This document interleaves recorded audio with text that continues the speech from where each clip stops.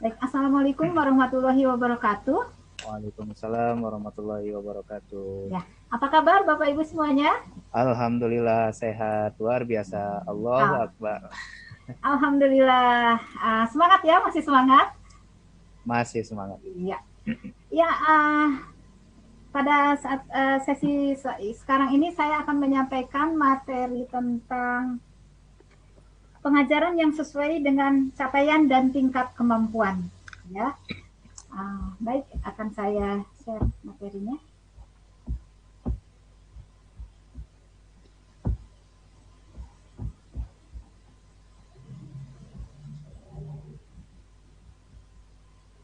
Ya, pengajaran yang sesuai dengan capaian dan tingkat kemampuan. Kalau mendengar kalimat ini, apa yang tersirat di Bapak Ibu nih? Apa yang dimaksud dengan ini? Tentang pencapaian, Bu. Ya, Tentang pencapaian. tentang pencapaian. Ada yang lain lagi? Udah bagus ya? Menyesuaikan dengan tingkat atau fase peserta didik. Setelah didik, mantap. Ya, betul. Mari kita lihat ya selanjutnya. Nah, apakah Bapak Ibu pernah mendengar ada keluhan, kesulitan mengerjakan tugas dari para peserta didik ya ketika diberikan tugas, berikan soal ulangan atau apa, dia terlihat seperti mengalami kesulitan dalam mengerjakan tugas. Kira-kira kenapa ya penyebabnya? Padahal harusnya udah bisa gitu ya. Kenapa kira-kira nih Bapak Ibu? Hmm, Yang kadang-kadang anaknya Banyak malas, faktor sih. Bu. Malas. Malas belajar. Gitu. Ada lagi yang lain? Malas-malesan atau karena ada ketergantungan yang lain, misalkan karena game jadi malas belajar. Hmm, Atau ada yang disuruh membantu orang tua di pasar, di hmm, ladang atau di lain banyak faktor sebagainya. ya. Ya. Betul, betul, sebenarnya betul. Ya betul, banyak faktor yang bisa menyebabkan itu kenapa anak mengalami kesulitan untuk menyelesaikan tugas atau mengerjakan tugas. Semuanya tadi betul ya apa yang dikatakan Bapak Ibu, tetapi ada satu hal nih yang menjadi akar masalahnya dari keadaan ini ya. Jadi yang menjadi akar masalah dari kejadian tersebut adalah level atau tingkat capaian ataupun kemampuan dari peserta didik tersebut belum tepat dengan capaian belajar yang diharapkan. Ya, pembelajaran yang tepat untuk peserta didik itu harus disesuaikan dengan tingkat kemampuan dari peserta didik. Berarti ada ketidaksesuaian ya antara tugas yang diberikan dengan level kemampuan anaknya. Tuh, ya. Nah, jadi pengajaran itu harusnya memang pengajaran sesuai dengan capaian tingkat kemampuan. Jadi kita harus melihat kemampuan, tingkat kemampuan anaknya dalam memberikan pembelajaran itu harusnya seperti itu. Jadi pengajaran sesuai dengan capaian atau tingkat kemampuan anak itu merupakan sebuah pendekatan belajar yang mengacu pada tingkatan capaian atau kemampuan peserta didik. Dan ini seringkali disebut juga sebagai teaching at the right level ya. Jadi pembelajaran itu seharusnya tidak mengacu pada tingkatan kelas melainkan pada level kemampuan anaknya ya. Jadi pembelajaran itu dibuat disesuaikan dengan capaian, tingkat kemampuan, kebutuhan peserta didik untuk mencapai capaian pembelajaran yang diharapkan. Nah, ini adalah bentuk implementasi yang sesuai dengan filosofi pendidikan Ki Hajar Dewantara dengan memperhatikan capaian, tingkat kemampuan, kebutuhan peserta didik sebagai acuan untuk merancang pembelajaran, maka kita melakukan segala upaya kita itu untuk menempatkan pembelajaran itu berpusat pada peserta didik. Jadi yang harus kita pahami adalah peserta didiknya terlebih dahulu yang kita kenali ya. Pembelajaran itu harus berpusat pada peserta didik. Nah, ini yang sesuai dengan filosofi Ki Hajar Dewantara. Ya. Nah, ini sekilas tentang pengajaran yang sesuai dengan capaian atau tingkat kemampuan ya. Tujuan pengajaran dengan menggunakan pendekatan ini ya, pendekatan pada peserta didik adalah penguatan kemampuan numerasi, literasi pada peserta didik ya, serta pengetahuan pada mata pelajaran yang menjadi capaian pembelajaran. Peserta didik tidak terikat pada tingkatan kelas seperti tadi yang sudah disampaikan ya, bahwa bukan level kelas melainkan level kemampuan ya.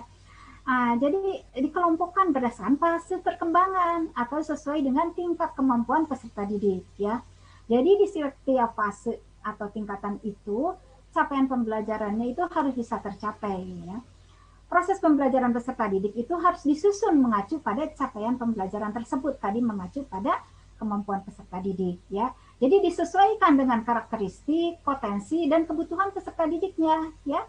Jadi kemajuan hasil belajar itu akan ditentukan pada akhirnya berdasarkan evaluasi pembelajaran. Nah, keberhasilan dari evaluasi ini maka dirunut ke belakangnya ini bagaimana prosesnya gitu kan ya.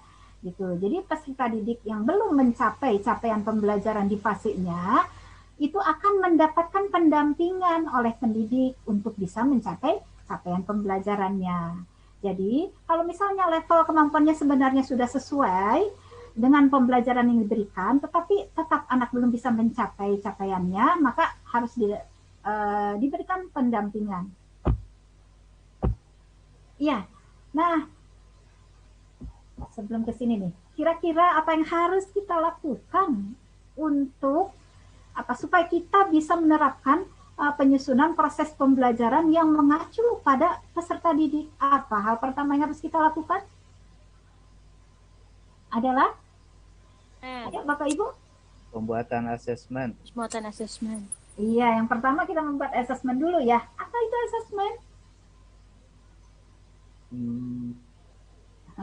Adalah suatu kegiatan untuk menghimpun data yang mengumpulkan data sebagai informasi tentang peserta didik ya.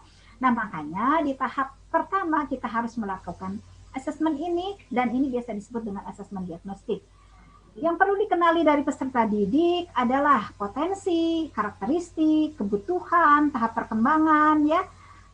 Kemudian tahap capaian pembelajaran. Nah, ini nanti harus terkumpul datanya dari asesmen yang kita lakukan. Setelah itu, tahap selanjutnya adalah kita menyusun proses pembelajaran ya.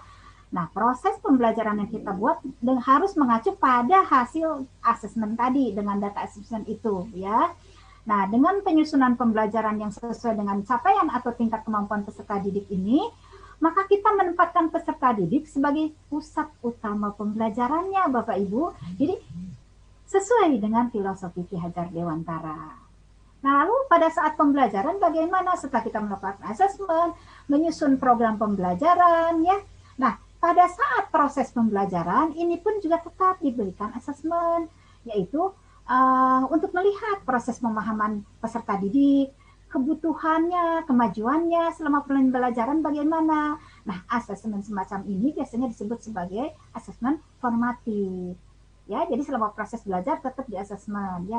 Nah, lalu setelah itu di akhirnya apakah perlu asesmen juga? Perlu juga diberikan asesmen, yaitu asesmen sumatif. Ini sebagai proses evaluasi ketercapaian tujuan pembelajaran di akhir suatu pembelajaran. Jadi, asesmen di awal, di proses, dan di akhir itu tetap dilakukan ya. Nah, kira-kira untuk menerapkan pendekatan pengajaran ini tadi yang berpusat pada murid, pada peserta didik, apa sih hal pertama yang harus kita lakukan, Bapak Ibu? Apa yang harus kita lakukan awalnya untuk supaya bisa kita menerapkan pendekatan pengajaran pembesatan pembelajaran pada siswa? Apa yang pertama harus kita lakukan adalah buat diagnosa. Diagnosa. Ada lagi? Baik. Ya, diagnosa berarti untuk mengenal peserta didik. Lagi-lagi kembali kepada asesmen ya, bahwa tetap kita melakukan asesmen penelusuran untuk mengenal peserta didik, baru bisa menyusun program belajar, program rencana belajar. Nah, jadi itu yang pentingnya ya, kita mengenal peserta didik.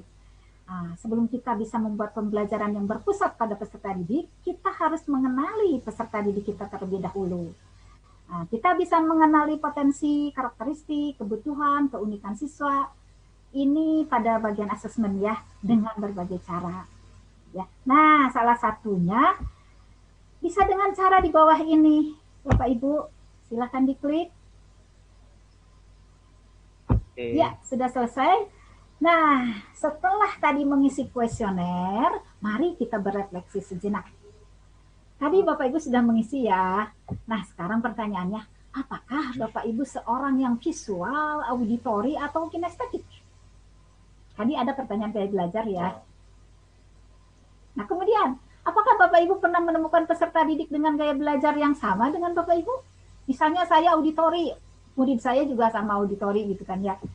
Nah, lalu apakah Bapak Ibu juga pernah menemukan peserta didik dengan gaya belajar yang berbeda dengan Bapak Ibu? Tentu saja Ada, ya. Bu. Gitu.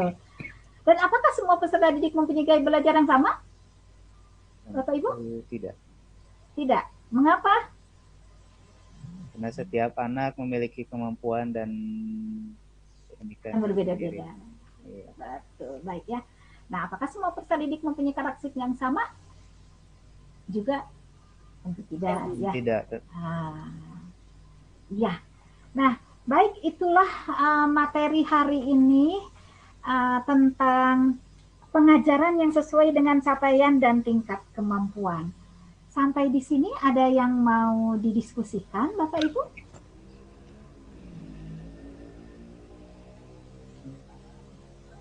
Menurut saya sudah cukup, Bu, karena apa yang udah Ibu paparkan sudah cukup jelas.